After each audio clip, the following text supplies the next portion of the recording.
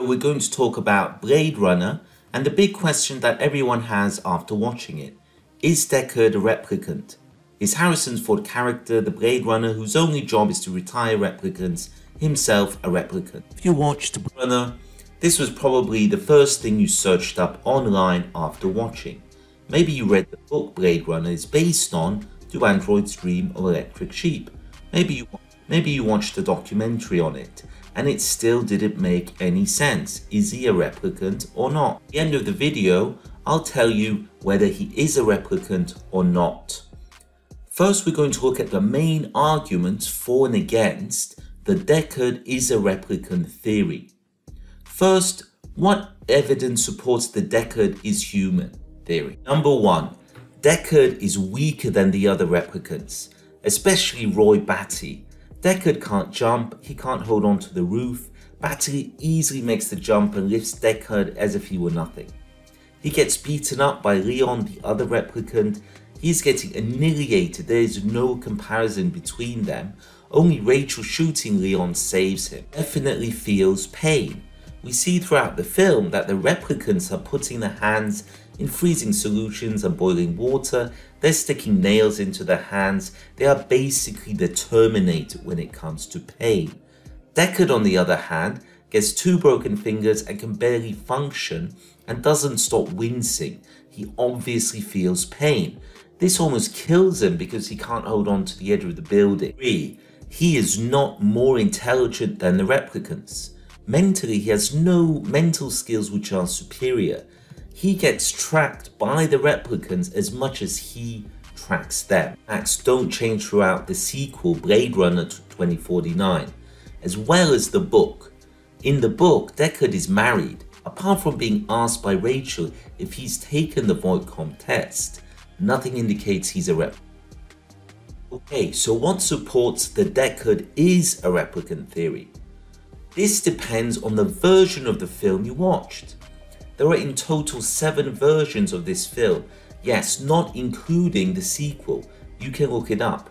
Most people watching today in 2024 are probably watching 2 versions. Either 1982 theatrical release or the 2007 final cut. So what are the differences between the two? In the 1982 theatrical release version, Deckard has a voiceover where he explains the plot and the world they live in. There's also a happy ending. In the last scene, Deckard and Rachel are in a car driving into a beautiful landscape of mountains and forests, and they live happily ever after. If you watch this version, then there's nothing further to indicate that Deckard is a replicant, and looking at the 3 previous points, it's more than likely he is human. What about the 2007 final cut version?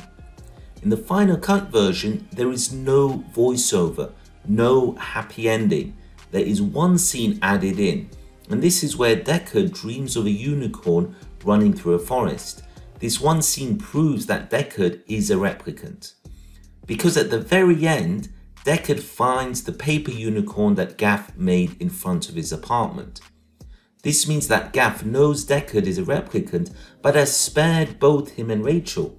The film ends right there with no happy ending scenes ready for the sequel.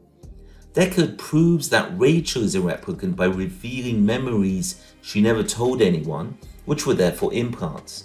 Gaff has done the same to Deckard by showing that he knows about his unicorn dreams, which he hasn't told anyone. Therefore, Deckard is a replicant. The final cut is the only version Ridley Scott had total control over. In interviews and documentaries, he always says that the unicorn dream sequence proves Deckard is a replicant.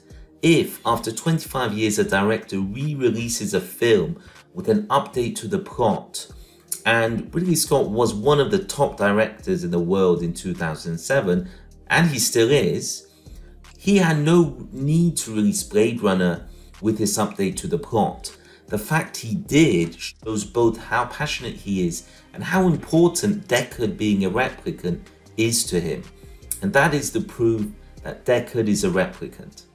Okay, so why was the original film not released in this way?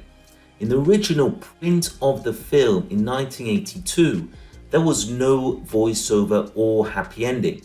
There was no unicorn scene because the fact that Deckard was a replicant was hinted at in subtle ways.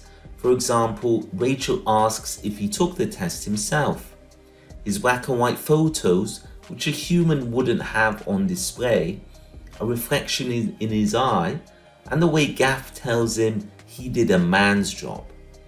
This version was tested out on an audience before the release, and the result was that half the audience loved the film and the other half didn't get it and thought it was too depressing. So the people financing Blade Runner, not Ridley Scott, brought in the changes of including the voiceover and the happy ending to Hollywoodize the film. The result was that the film wasn't better, but on watching it we feel more inclined to believe Deckard is a human. Ridley Scott was never happy with this version, and that's why in 2007 he set the record straight and released the version he intended. And the whole ambiguity about Deckard being a replicant or not reinforces the theme that if we make AI as close to humans as possible, they will eventually have human emotions and needs, including the need for love. Thanks for watching. Please subscribe and comment.